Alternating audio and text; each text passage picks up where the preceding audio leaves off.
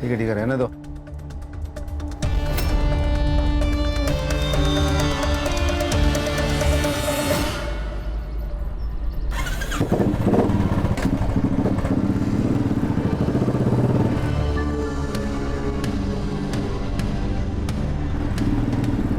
जयंत भाऊ जिंदाबाद, जयंत भाऊ जिंदाबाद, जयंत भाऊ जिंदाबाद, जयंत भाऊ जिंदाबाद। जयंत भाऊ देखो ना, कंपनी वाले बोलते हैं सब इनकी गलती है, इनका एक्सीडेंट हुआ तो मतलब कंपनी की कोई गलती ज नहीं है।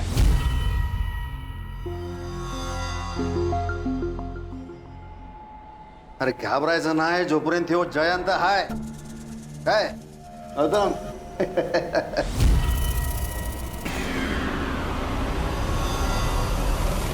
और जब तक गणेश भाऊ को पूरा मुआवजा नहीं मिलता कंपनी का एक मजदूर भी काम पे नहीं जाएगा।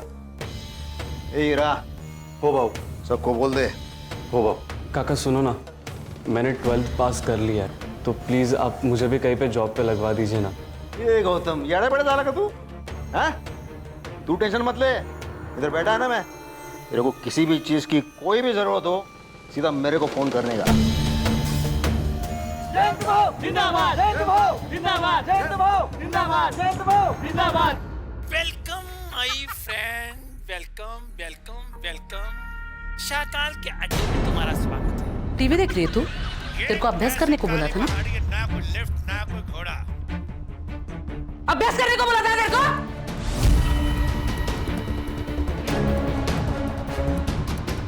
दिखाती हूँ मैं तुझे अभी काटी कुटी गिली माझी। यार तुम दोनों की किटकिट खत्म ही नहीं होती।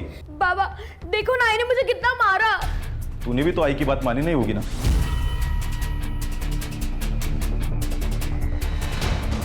आप दोनों ना एक जैसे हो, दोनों में से मुझसे कोई प्यार करता ही नहीं है। अरे साइली, साइली। देख जयंत, 10 लाख बहुत ज्यादा है गणेश के लिए।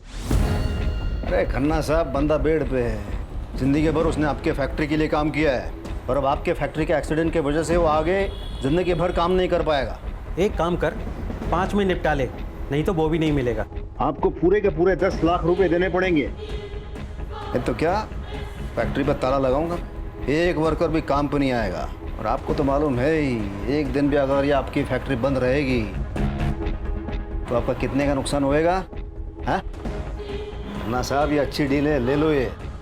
तो सोचिए आप, लेकिन मेरे पास ज़्यादा टाइम नहीं है। चल रही हीरा। जयंत भाऊ जिंदाबाद, जयंत भाऊ जिंदाबाद, जयंत भाऊ जिंदाबाद, जयंत भाऊ जिंदाबाद, जयंत भाऊ। जिंदाबाद। घुड़के चली। मजा आ गया ये नाजिया। आ जा इधर। आज मैं एकदम मूड में है रे नाजिया, कमाल की मूड में है।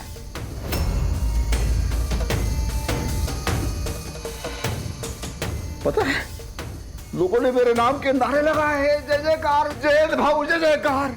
एकदम एकदम ऐसे भगवान वाली फीलिंग आ गई मेरे को। अच्छा है। अगले जुम्मा ना हम लोग दरगाह जाएंगे और सिद्धिविनायक भी जाएंगे। नहीं, वो ऊपर वाले को बाद में याद करना, पहले इस नीचे वाले भगवान की सेवा कर। वो मेरा महीना चल रहा है। चल कैसे चलेगा ये? 9th में ये हाल है तो 10वीं में तो ये लड़की नाक ही कटाएगी मेरा। कहा था ना मैंने, इस आफत को मत लेकर आओ, लेकिन नहीं। अरे अनाथ आश्रम से किसी बच्चे को गोद लेते ना तो भी चलता, लेकिन नहीं, तुमको चाहिए थी तुम्हारे भाई की लड़की। क्या करें, फंस गया अपन। मैं क्या मानते, इसको वापस गांव भेज दो, गांव ही भेज दो।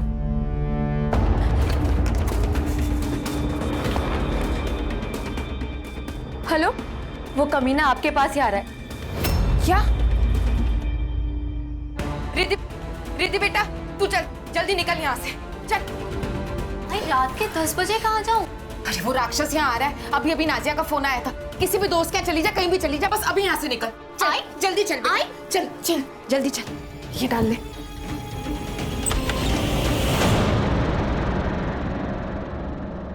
अरे मेरी हीरोइन क्या? ये ऐसे रेडी होके तू कहाँ जा रही है? अरे आज मैं बहुत खुश है। अरे क्या मस्त दिन किया मेरा, पता है? ए तू जाना और मेरे लिए थोड़ा सा नमक मिर्च लेके आ, मेरी हीरोइन जा।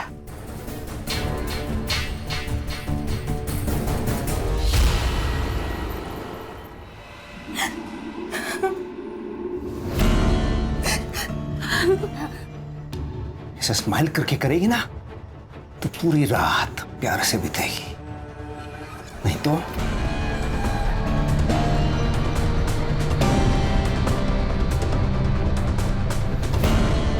मेरे भगवान को किसी की नजर ना लगे।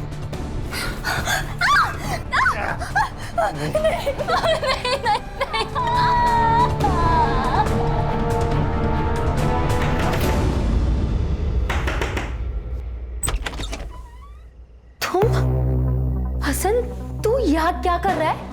लेने आया हूं तुझे।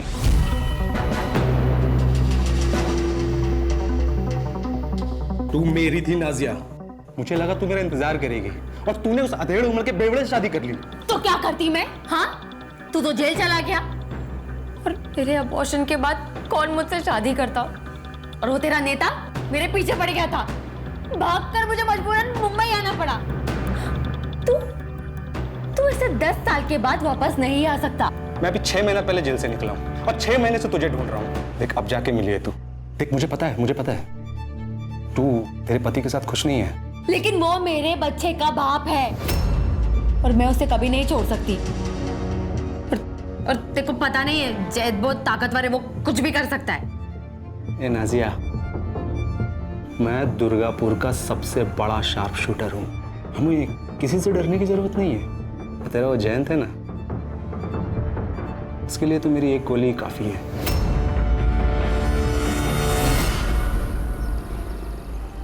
मैंने बोला था ना वही नहीं, कंपनी के पुंगी बजाऊंगा। वो कंपनी के मालिक से लड़के 10 लाख रुपए का चेक लेके आया मैं। भाऊ तुमचे खूप आभारी आहे भाऊ। हीरा, हो भाऊ, ये चेक गणेश भाऊ के अकाउंट में डालने का।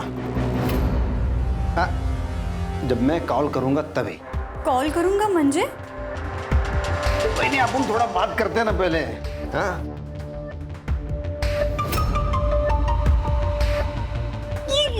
क्या कर रहा हो? अरे 10 लाख रुपया ऐसे फोकट में मिलता है? ये जो कर रहा हूं मैं, हम दोनों के फायदे के लिए कर रहा हूं मैं। देखो, आपको क्या चाहिए? पैसा चाहिए, मर्द चाहिए, और मेरे को क्या चाहिए? मेरे को आप चाहिए। छोड़ो, नहीं, मैं ये सब नहीं कर सकती। नहीं?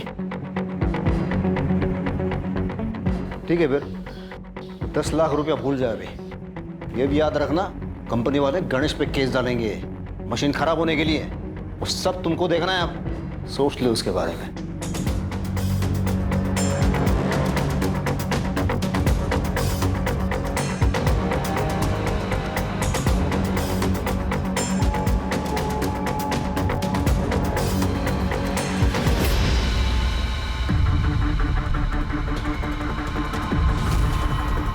साइली, ये क्या कर रही है तू? चोरी कर रही है तू? हाँ, चोरी करेगी? आज मैं तेरे को नहीं छोड़ेगी, आज नहीं छोड़ूंगी, आज नहीं छोड़ना तुला। साइली, साइली, कुछ करो ना। अरे वो सर्विस करने पे साइली।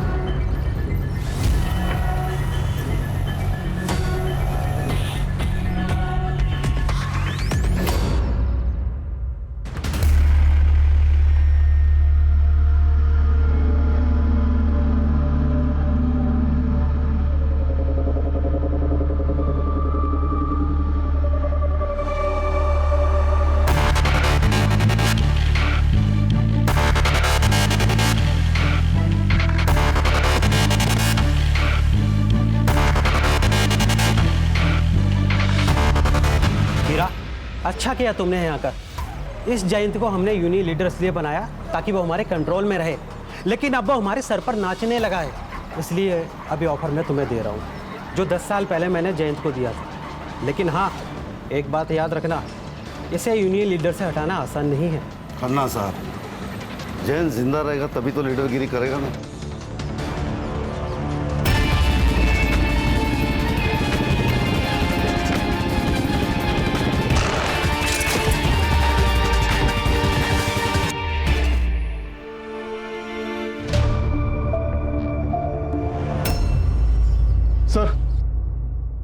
सर, थानेवासी एरिया के यूनियन लीडर जयंत पवार को किसी ने गोली मार दी। जयंत पवार? सर, मैं PSI Sanjay Sawant, MG police station Thane से। मुझे आपको एक ज़रूरी इन्फॉर्मेशन देनी है सर। थोड़ा जल्दी बताइए, मुझे अर्जेंसी में कहीं पहुंचना है। सर, ये हमारी बेटी के बारे में। सर, मैंने गन चोरी की रिपोर्ट की थी अपने स्टेशन में। साथ ही साथ मैं साइली को भी खोज रहा था। ये लास्ट मैंने उसे वासी में ट्रेस किया। साइली का कोई दोस्त या आपका कोई रिश्तेदार या वाशी में रहता है? नहीं सर।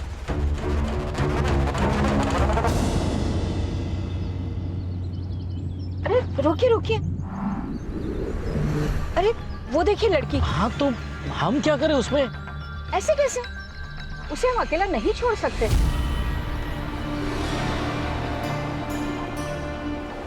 तुम भी ना।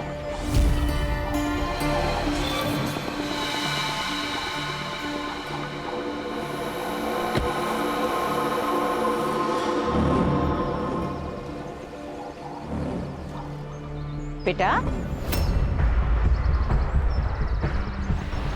अरे नहीं नहीं बेटा, डरो नहीं, मैं कुछ नहीं करूंगी तुम्हें। तुम ठीक तो हो? खोई हो क्या? चल, हम यहीं पे रहते हैं, हमारे साथ घर चलोगी? आओ।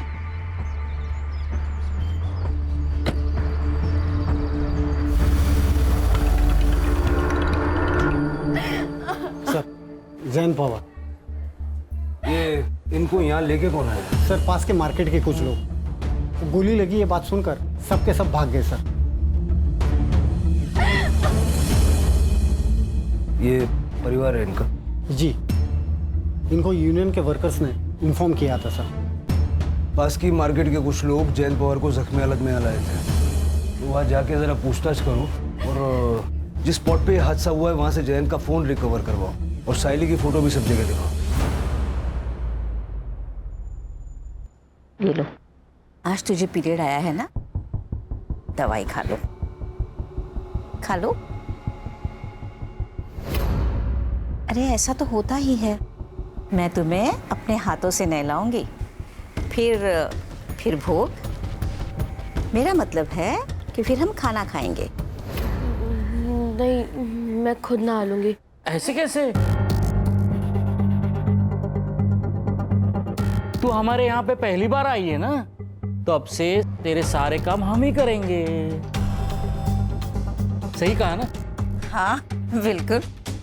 चलो उठो, आओ उठो। रुक रुक, छोड़, आंखें कहाँ जा रही है? हाँ, आज के बाद इस घर से तू कहीं नहीं जाएगी, समझी? चलिए इसे लेकर। इस लड़की को आपने देखा है कहीं, या आपके पति की जान पहचान में हो? नहीं सर, मैं नहीं जानती। और ये कहाँ काम करते थे, किससे मिलते थे, मुझे कुछ नहीं पता। आपको किसी पे शक है क्या? मतलब कोई ऐसा होगा ना जो आपके पति पे हमला कर सकता है? सर, मुझे कुछ नहीं पता सर, लेकिन पिछले 4-5 दिनों से बहुत परेशान लग रहे थे और मैंने 1-2 बार गुस्से में बात करते हुए भी सुना था। पर क्या? पर सर, वो उनकी पहली बीवी और उनकी बेटियां उनका पीछा ही नहीं छोड़ रही थी। कुछ दिन पहले तो वो मेरे घर तक आ गए। मैं जयंत की जायज बीवी हूँ, समझी? उसके घर, उसकी जायदाद पर मेरी बच्चियों का हक है। मैंने नहीं कहा था जयंत से कि शादी जायदाद मेरे बच्चे के नाम कर दे, उसने खुद की है। तो उससे ये बात जरूर कह देना कि अगर उसने अपनी वसीयत नहीं बदली ना, तो मैं उसे छोड़ूंगी नहीं। उसके मरने के बाद उसका सब कुछ मेरा और मेरी बच्चियों का ही होगा। सर, वो इनकी पहली पत्नी को बहुत गुस्सा आता है।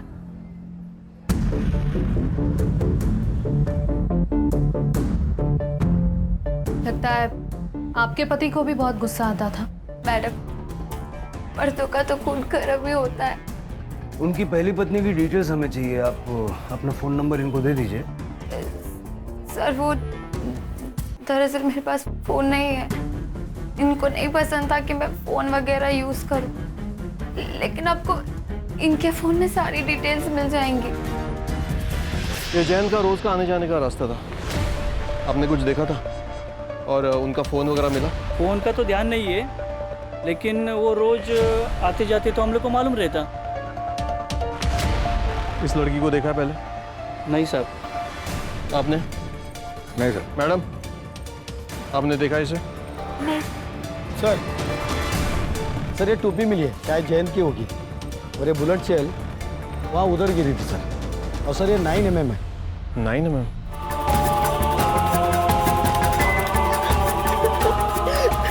छोड़ो। ये लीजिए, इसे मंगलसूत्र पहना दीजिए।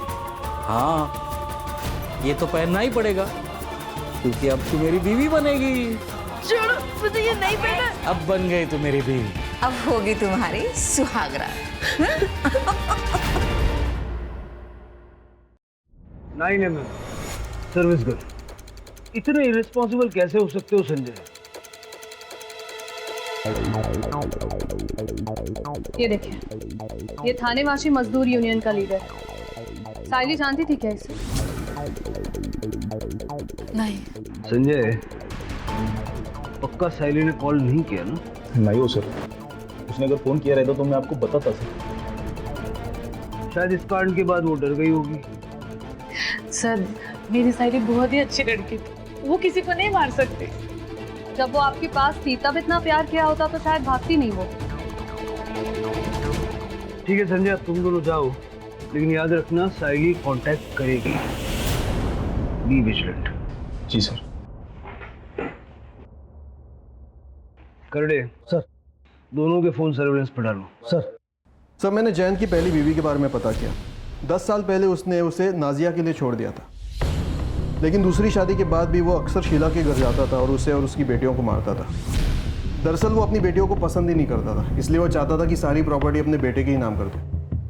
मतलब पहली बीवी शीला के मन में भी इतना गुस्सा तो भरा हुआ था कि वो जयंत को जान से मार डाले। सर, हो सकता है शीला ने खुद ना मारा हो, किसी को कॉन्ट्रैक्ट दे के मरवाया हो।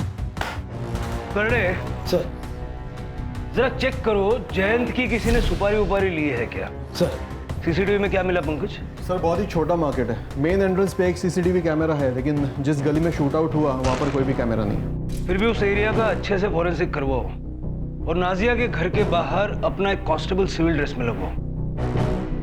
हो सकता है कि शीला नाजिया पे या उसके बच्चे पे अटैक करने की कोशिश करे। जयंत का फोन सापड़ लगा?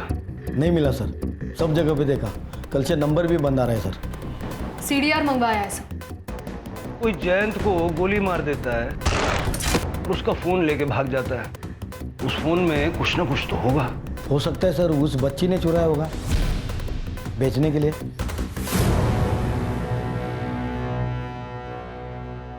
दस साल हो गए साहब उसे हमें छोड़े हुए।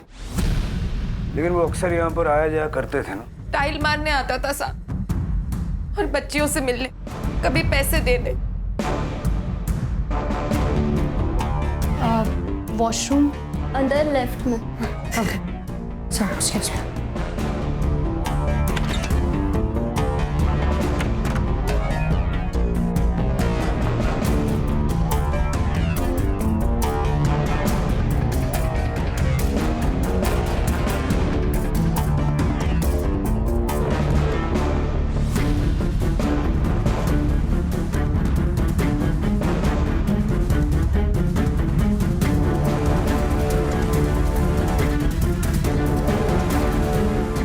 आपके पति ने अपना घर नाजिया के बेटे के नाम कर दिया, गुस्सा तो आया होगा आपको।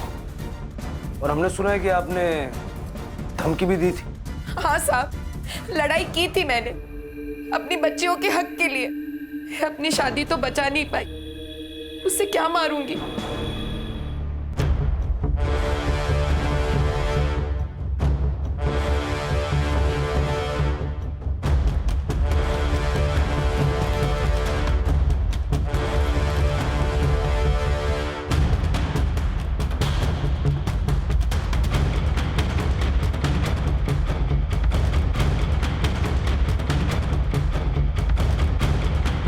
ठीक है, जब तक ये केस सॉल्व नहीं हो जाता आप में से कोई भी शहर छोड़ के जाइएगा मत।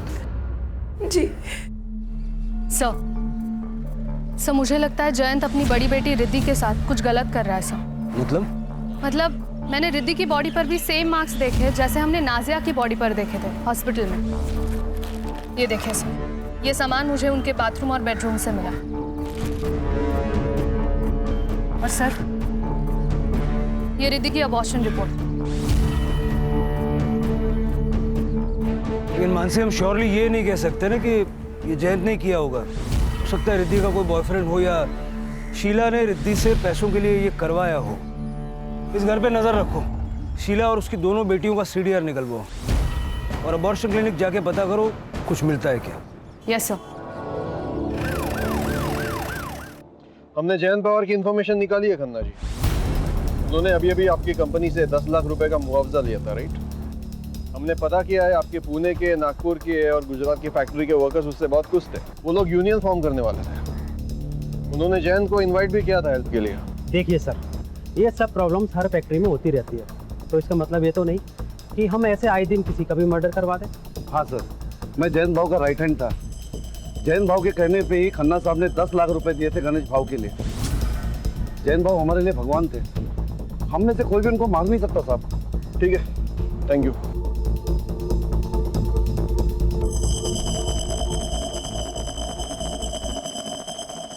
सर, हमने साइली के दोस्तों से और क्लासमेट से दोबारा बात की और आपके कहने के मुताबिक सबके घर पे भी गए, लेकिन साइली का कहीं कुछ पता नहीं चला। मैडम, जयंत, शीला और उनके बेटियों की सीढ़ियाँ। ओके सर, शीला को रोज सुबह 11 बजे एक नंबर से कॉल आता है। ये नंबर रिद्धि के नाम पर रजिस्टर्ड है सर। रिद्धि के नाम पे? यस सर, लेकिन इसका लोकेशन जयंत और नाजिया का घर दिखा रहा है सर। और फिर 11:30 बजे ये फोन स्विच ऑफ हो जाता है। रोज आधा घंटा शीला से बातचीत की जा रही है, मतलब जयंत ने ये नंबर सिर्फ शीला से बात करने के लिए लिया था। यस सर, जयंत ही बात करता होगा और नाजिया को ये पसंद नहीं होगा कि वो अपनी पहली बीवी से बात कर रहा है।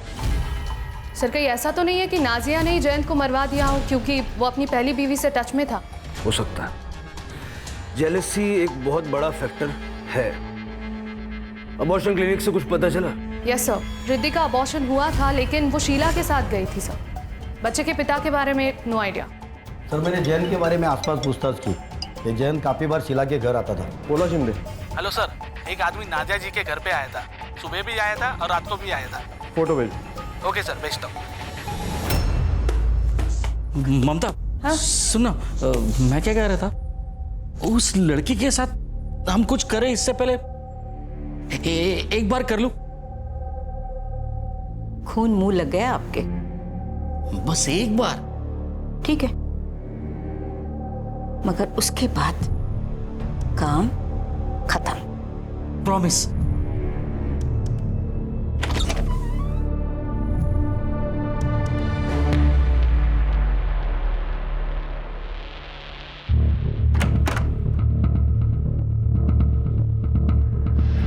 नाजिया जी, ये बंगाल का शार्प शूटर हसन अली आपके घर के चक्कर क्यों काट रहा? सर, एक मिनट। बंटी, इधर आओ, आप अंदर जाके खेलो। ओके, मम्मा आती है।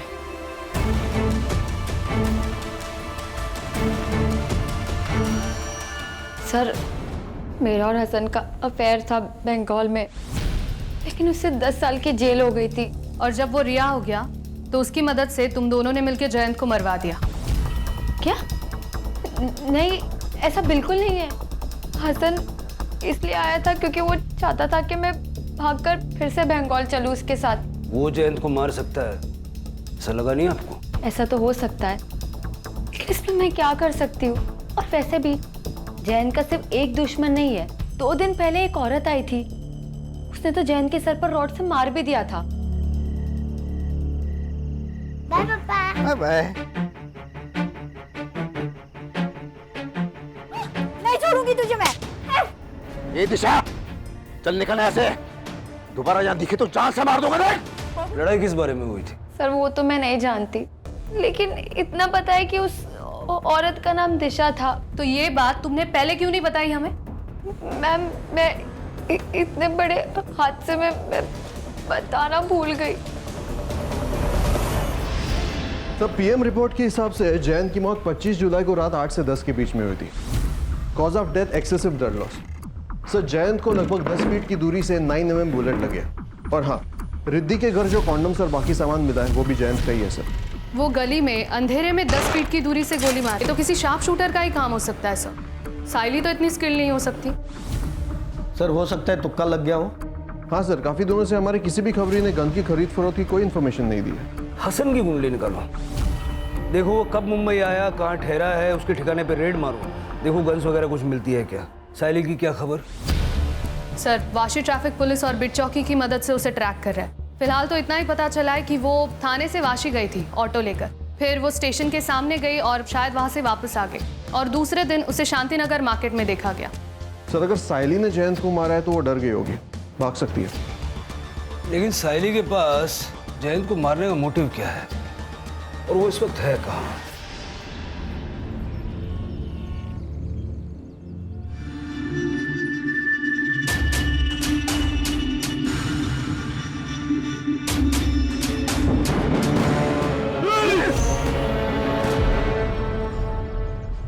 साहब, जयंत मुझे ब्लैकमेल कर रहा था। 2 दिन तक उसने मेरे साथ जबरदस्ती की। अगर मैं उसकी बात नहीं मानती तो वो मुझे पैसे नहीं देता। आपने जयंत पे अटैक क्यों किया? उसने मेरी और उसकी फोटो 1-2 मजदूरों को दिखा दी थी। सब, मेरा बेटा जवान है, पुणे में पढ़ता है। अगर उसको ये बात पता चल गई तो वो अपनी माँ के बारे में क्या सोचेगा साहब? कहीं आपने अपने बेटे के साथ मिलकर? नहीं साहब, जयंत ने तो उसी दिन अपनी गलती सुधार ली थी। वही नहीं, ये बगा कान पकड़ तुम ही। अल्लाह माफ करो, क्या थोड़ा सा दारू पिया मैंने, आपकी बेइज्जती हो गई, स्टाइल मारने गया मैं। लेकिन आप टेंशन क्यों लगा? वही नहीं, बिल्कुल टेंशन नहीं लेने का। उन दोनों को समझा दिया है मैंने, अगर मुंह खोलेंगे तो दोनों जान से जाएंगे। हाँ ये तो भाई, वो बात वही खत्म हो गई थी। हम तो गरीब लोग हैं साहब, सुपारी कहाँ से देंगे? ठीक है, जाइए।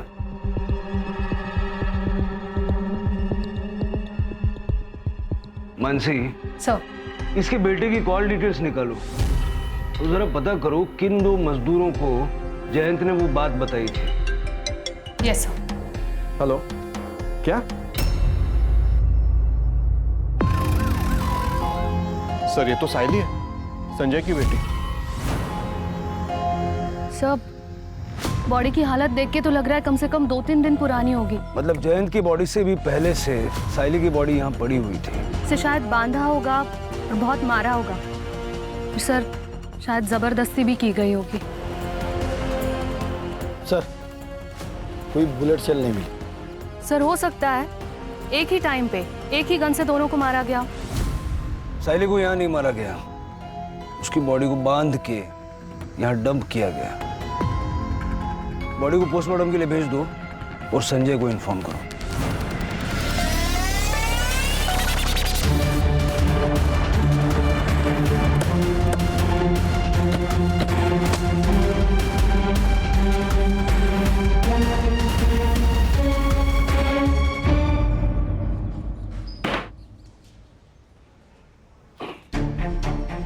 छह महीने पहले तू रिहा हुआ और 6 महीने में दर्जन से ज्यादा शूट आउट में तेरा नाम आ रहा है। फेमस है तू। नाम आने से क्या होता है? सच थोड़ी ना हो जाता है। इतना दूध का दुला हुआ नहीं है रे तू। नाजिया ने सब बताया है। वो जयंत पवार को अंधेरे गली में जैसा शूट किया ना, वो शूट करने के लिए आलतू फालतू आदमी नहीं चलेगा, शार्प शूटर चाहिए, जैसा कि तू। साहब आपके शहर में टैलेंट की कमी है क्या साहब? कोलकाता की जेलों में कैदियों की कमी है। बंगाल की पुलिस आ रही है तेरे को लेने के लिए। अभी जब तक वो लोग इधर पहुंचेंगे तब तक ये लोग जो तेरा हाल करेंगे ना, फिर तू 2 पैर पे खड़ा रहेगा नहीं रहेगा। क्या करेंगे? क्या करेंगे? मारेंगे ना। अरे मार लो ना। अरे मैं तो बैठा हूँ इधर, मारो ना। मार के कुछ नहीं होगा। हाँ, कोई सबूत है तो फिर आओ बैठ के बात करेंगे, और अगर नहीं है तो मैंने जयंत को नहीं मारा। मेरी आखिरी सांस तक ना कल यही सुनने को मिलेगा। सर, दिशा की कॉल डिटेल्स और एलिबाई चेक हुई है।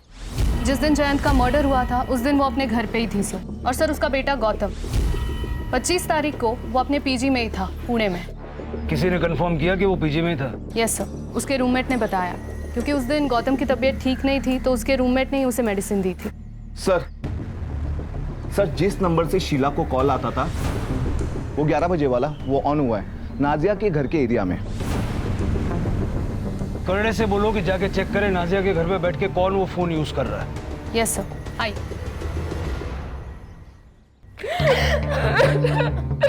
हमने जयंत को नहीं मारा है। आप लोग ये आंसू थोड़े से बचा के रखिए। कहानी में ऐसा ट्विस्ट होगा हमने तो नहीं सोचा था। आप दोनों ने मिलके अपने पति जयंत की सुपारी दी। मानसी, वो साइली की फोटो दिखाओ जरा। जयंत के बारे में तो मेरी समझ में आता है, बच्ची को क्यों मारा? सर, हमने इसे नहीं मारा। हम तो इस लड़की को जानते तक नहीं है। एक बात जयंत की, जब हमको भी हमारी तरह रोज मार खाना पड़े तब पता चलेगा कि कैसा लगता है। जब जयंत ने नाजिया से शादी की तो मुझे बहुत गुस्सा आया साहब, लेकिन जब मैंने इसकी हालत देखी तो मुझे समझ आया कि जयंत को बीवी नहीं, बस अपनी अय्याशी करने के लिए औरत चाहिए। और सर, जब मुझसे उसका मन भर जाता तो वो रिद्धि के साथ, अपनी बेटी के साथ? रिद्धि जयंत की बेटी नहीं है साहब। जब हमारी शादी हुई तब मैं पेट से थी। मेरे पिता ने ढेर सारा दहेज दिया था, इसलिए जयंत ने कुछ नहीं कहा। जिस किसी ने भी उस जानवर को मारा है ना, सही किया। फिर आपने एक दूसरे के खिलाफ क्यों बोला? अगर हम आपको ये बताते कि हम दोनों के बीच में कोई प्रॉब्लम नहीं है तो आप लोग हम पर शक करते। पंकज,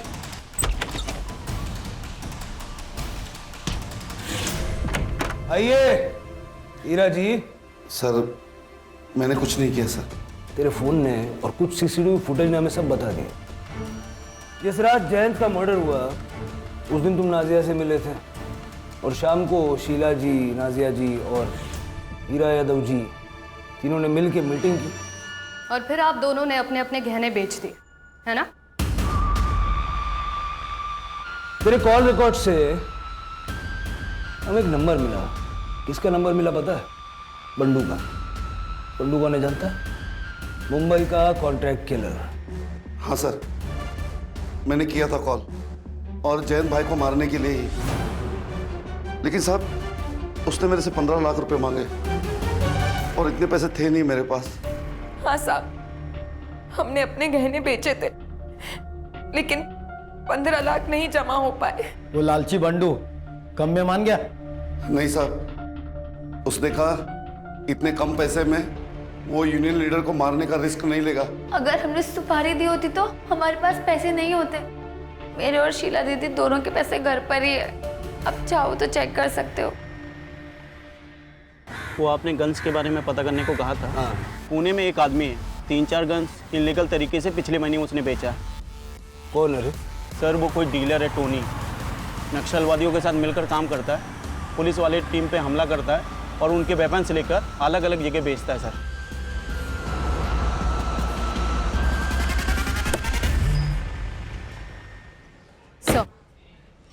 साइली की पोस्टमार्टम रिपोर्ट से raped multiple times, cause of death excessive blood loss due to 9 mm bullet.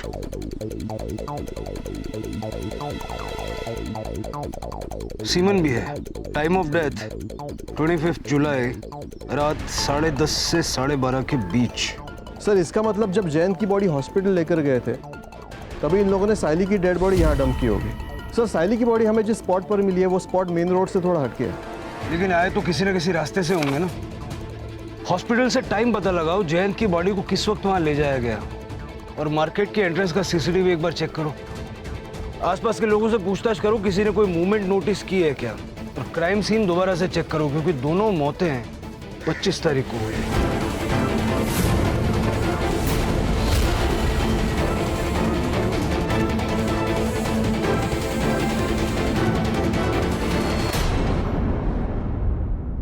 Sir मैंने मुंबई में किसी को गन नहीं बेची सर। ये लड़की को कहीं देखा था आपने? हाँ साहब, ये लड़की को ये 3-4 दिन पहले इसी रोड पे देखा था।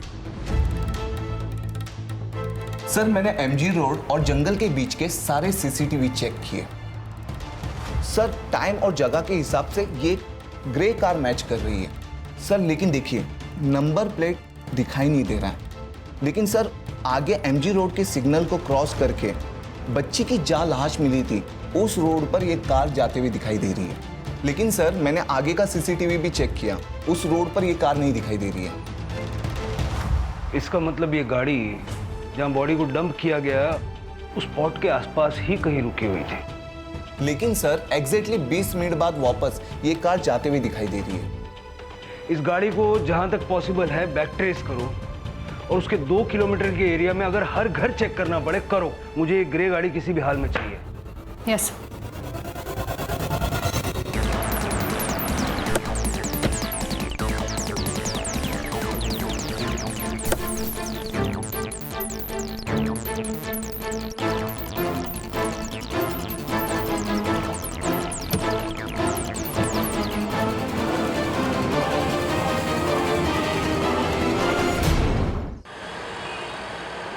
हमने कुछ नहीं किया है सर। हमने तो उस लड़की को आसरा दिया था। आपकी उम्र का लिहाज कर रहे हैं, वैसे करना तो नहीं चाहिए। आपने साइली का रेप किया और बाद में उसे गोली मार के उसका मर्डर किया, शर्म आनी चाहिए। आपका सीमेन मैच हुआ है और ये गन ये जहां आपने छुपाई थी ना, हमने ढूंढ निकाली।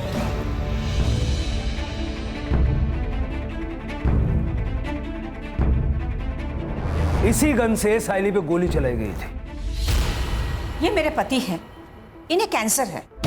डॉक्टर ने कहा है कि कोई भी दवाई इन पर असर नहीं कर रही है।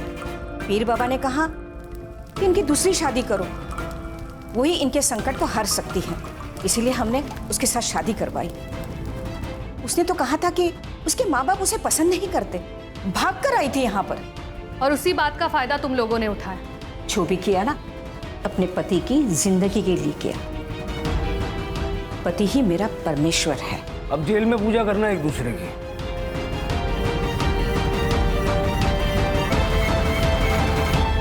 सर फिर ये जयंत पवार को किसने मारा होगा? टोनी ने जिनको गन्स बेची है ना, उन सबके स्केचेस बनवाओ उससे। सर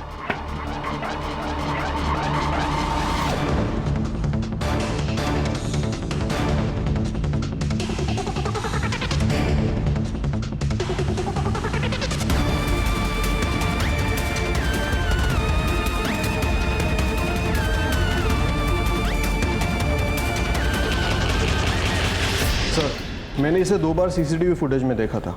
मुझे पहले लगा कोई रैंडम बंदा होगा, लेकिन ये दोपहर को उस गली में गया था इसी रास्ते से, और उससे पहले वो नाजिया और शीला दोनों के घर के पास दिखा था।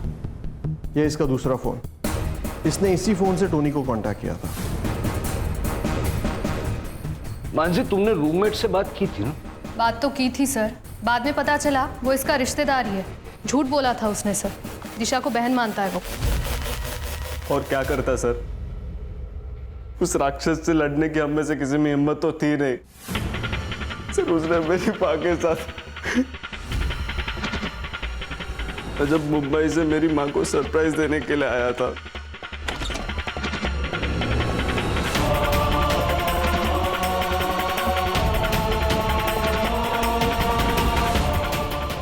उसी दिन मैंने सोच लिया था कि उस कमीने को छोड़ूंगा नहीं।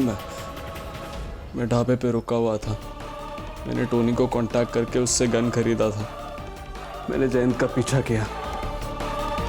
मुझे पता था कि मेरे घर से उसके घर तक जाने के लिए वो वही रास्ता चुनेगा। किस्मत अच्छी थी कि पहली बुलेट उसके पीठ पर लगी और